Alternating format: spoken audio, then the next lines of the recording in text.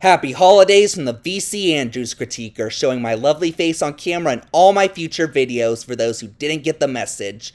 Anyway, seeing how we're close to the holiday season, I thought we should look at a science fiction film. Hey, I already did a holiday one. Specifically, one of the earliest pieces of science fiction ever, H.G. Wells' War of the Worlds. Here's the story as simply as possible. A guy and a girl are trying to get by when a race of Martians come to claim Earth for themselves because life on Mars sucks, and start disintegrating every human in sight. Nothing the military tries against the Martians works, and it looks like all is lost. But thankfully, these Martians have terrible immune systems, and the millions of germs in the air kill them, saving humanity just in the nick of time. It's been adapted for television and radio many times, including the infamous Orson Welles radio drama that is said to have convinced thousands of people that there was an actual alien invasion taking place. That didn't really happen though. Sorry to disappoint you all, but the newspaper business at the time was just hoping to make some extra money with a tall tale. But anyway, only 2 theatrical adaptations have been made, the first in 1953 and the second in 2005. Both these movies, while true to the basic plot of the book, take very extreme and similar liberties, updating the story to modern times and also serving as clear allegories for events of their time, the original for the Cold War and the new film for the 9/11 terrorist attacks. What's also interesting is the Nostalgia Critic, the guy I borrowed this video format from, was actually going to do an old versus new of these films back in 2010. But the review got cancelled because he felt both movies were too underwhelming to make a good comparison. The characters are bland, the spaceships don't look that interesting, and the aliens are, well, stupid. I checked both these movies out myself after hearing this and saw where he was coming with that.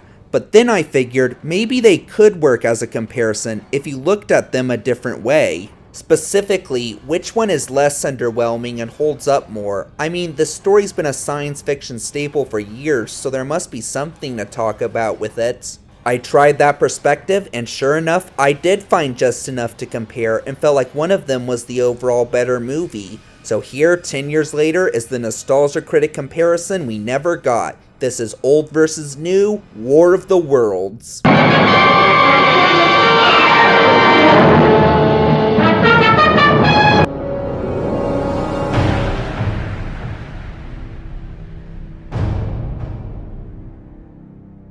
Unfortunately, the critic wasn't kidding when he said the characters in these movies were bland, but I made the best with what I got and I did find an advantage. I'm just saying there won't be a huge amount of comparisons here. But with that said, the only thing better than one main character is 2, especially during an alien invasion. So let's take a look at Best Main Duo.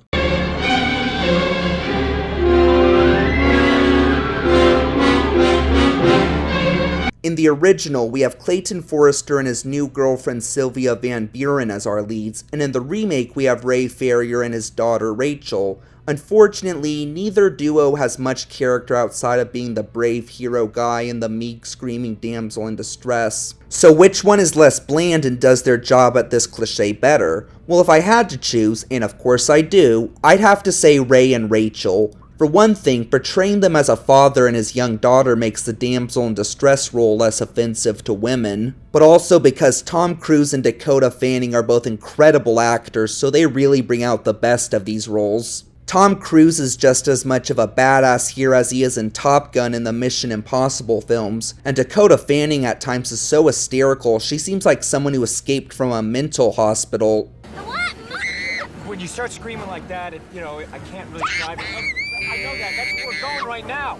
Rachel, they probably... I know! Don't get me wrong, Gene Barry and Ann Robinson both do fine at these cliched roles as well, but there's still no match for Cruise and Fanning. For the most part, anyway. Ray also has a little more of a backstory as a divorced dad whose kids clearly favor their mother over him and wants to earn their respect, but that's no easy task when you're trying to survive an alien apocalypse. Sure, that's also overused, but it still makes you feel for the guy, and at least he has some backstory, unlike Clayton, where the only thing we know about him is that he's a science professor. I mean, there was one scene where he and Sylvia talk about how lonely they are single and with their respective parents dead and living far away, but that doesn't go anywhere. They aren't even married at the end of the film, And that's too bad, because they did have kind of a cute relationship with one another that might have made them a little more interesting if it was explored more. But as is, their chemistry is still decent, their performance is fine, but they're pretty forgettable otherwise. Ray and Rachel aren't great characters either, but their great performances and somewhat interesting backstory still make them more engaging and easy to root for. Point goes to the new. Maybe that's why I feel kind of lost right now.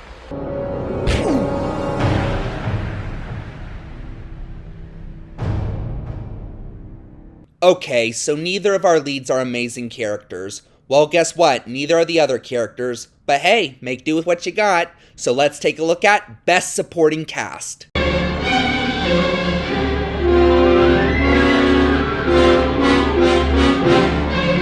I guess we should start with General Mann in the original and Ray's teenage son Robbie in the remake, seeing how they're the only characters besides the leads who have more than 10 minutes of screen time. Mann's a stern, authoritative commander, and Robbie's a smart-ass punk that calls Ray by his first name. Okay, hey, enough of the Ray shit, all right? It's Dad, Don't sir, fight. or if you want, Mr. Farrier.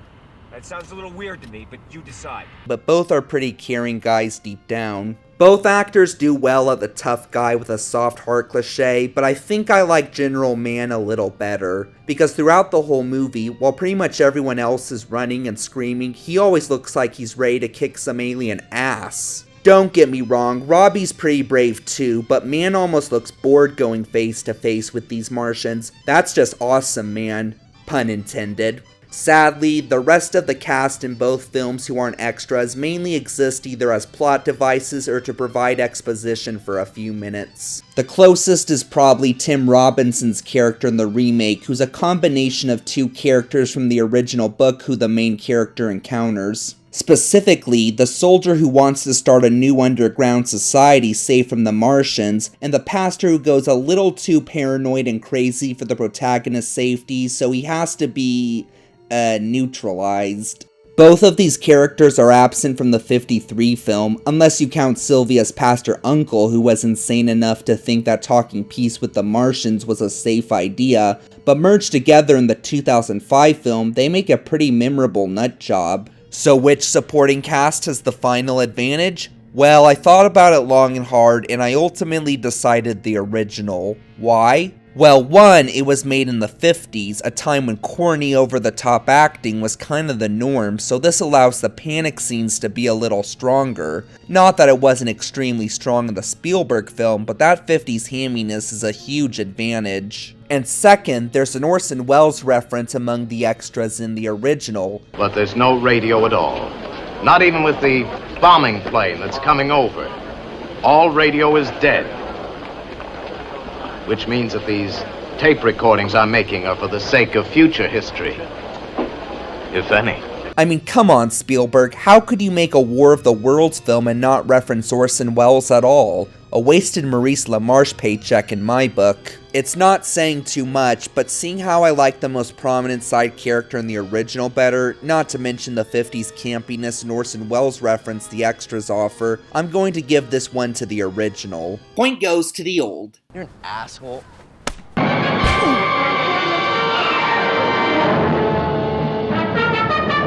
And now for the big one, the Martians themselves. Which ones were more scary, more threatening, and just overall more memorable? Well, let's take a look at Best Martians.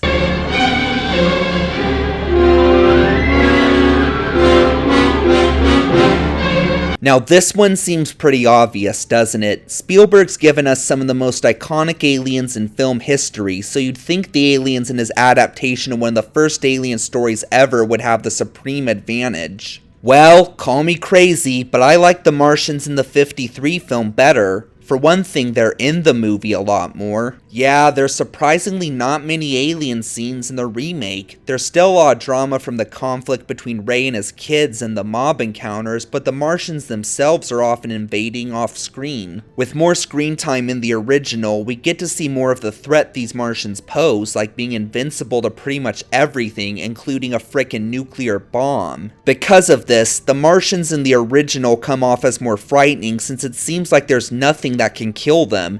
Good thing it turned out the tiniest creatures God placed on this earth can, though. But that aside, I just like the designs of the Martians more in the original. Yeah, they look dumb, or like a gooey version of the game Simon, according to Doug Walker. But just look at this design. Would you ever forget it? I know I wouldn't. The Martians in the remake are still scary looking, but there's nothing really unique about their designs. To quote Doug Walker again, H.R. Geiger really does need to design every original alien nowadays. I also prefer the spaceships in the original. Sure, the three-legged ships in the remake have better special effects and look closer to the ones in the book, but there was just something a bit more eerie about the flying saucers in the 53 film. A big part of that's probably that long metal eye that they use as a heat ray. Speaking of which, let's talk about when the Martians disintegrate people in both films. Again, in terms of which one looks more realistic, it would definitely be the Spielberg version. But the heat ray effect in the original, while very fake looking, is much slower and has a more powerful flash, and also leaves burn marks on the ground afterwards. So it's clear those hit by it suffer a much more slow and painful death. So yeah, sorry Master of Alien Film Spielberg, but the original Martians have my vote. They're just more unique and more scary, and thus come off as more memorable. Point goes to the old.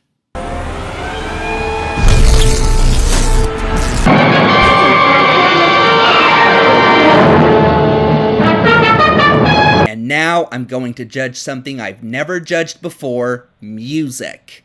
Hey, I couldn't think of anything else to compare before the best story round, so let's see if I'm just as good of a music critiquer as I am a film critiquer with Best Musical Score.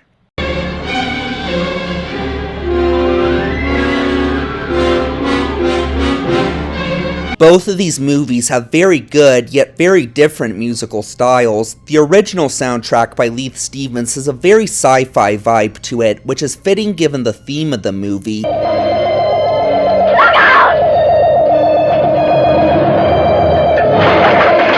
Even the mundane, non-alien parts of the film still have otherworldly music to them. John Williams' score for the remake, on the other hand, is more timeless and could fit a spy or thriller film just as easily as a sci-fi.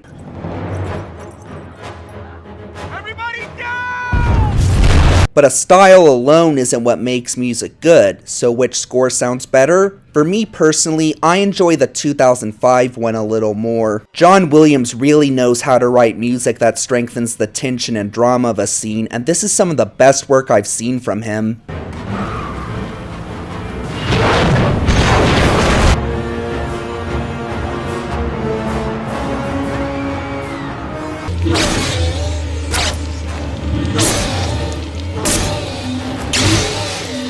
Hell, just listen to his score for the end credits.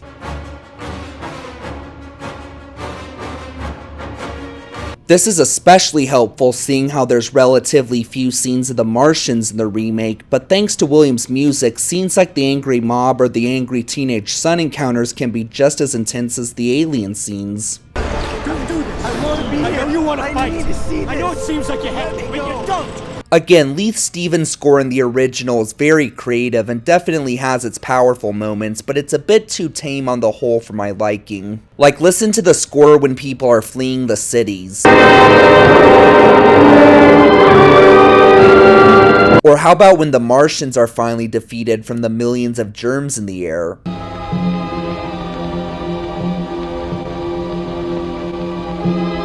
You see what I mean? It's not bad, it's just not quite dramatic or intense enough. Although the soundtrack does have the catchiest square dance song I've ever heard. Allman left and a lady star. Gents walk around but not too far. Allman left and a gentleman star. Ladies walk around but not too far.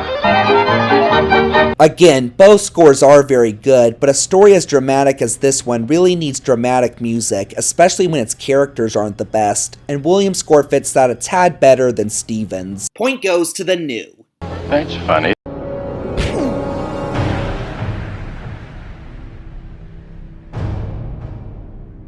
Once again, the big deciding point is story. Which one was more engaging, more developed, and just overall better told? This is Story for the win.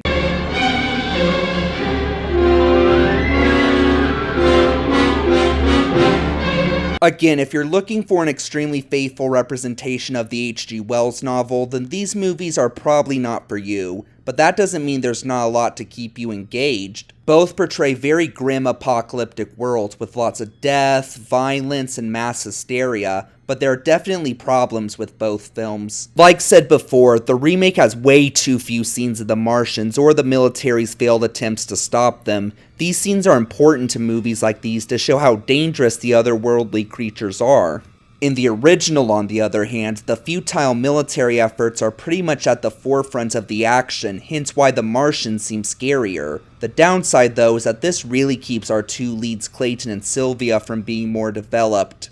I mean, sure, they often tag along to watch the military fail miserably at stopping the Martians, but they don't have much focus in these scenes. The only times they're really given the spotlight is a few times in the middle and at the very end. In the remake, the Farrier's journey to Boston through the alien apocalypse is always the main focus of the plot, so even though they aren't great characters, we do get to know them better and form a stronger connection with them. And don't get me wrong, we definitely feel the lack of Martian and military scenes, but in comparison, I think more screen time for the leads is a bit more important. There's also some other stuff at the beginning of the original that takes time away from the main characters, like compare the opening narrations about the Martians' motives in both films. The one in the remake by Morgan Freeman is to the point. Life on Earth was great, the Martians got jealous, so they plotted to conquer our planet for themselves. That's all we really need to know. The original opening narration by Cedric Hardwicke has not only that, but also goes into detail about why life on Mars sucked for the Martians and why it would have sucked to live on any other planet besides Earth. Nor could they go to Mercury, nearest planet to the Sun. It has no air, and the temperature at its equator is that of molten lead.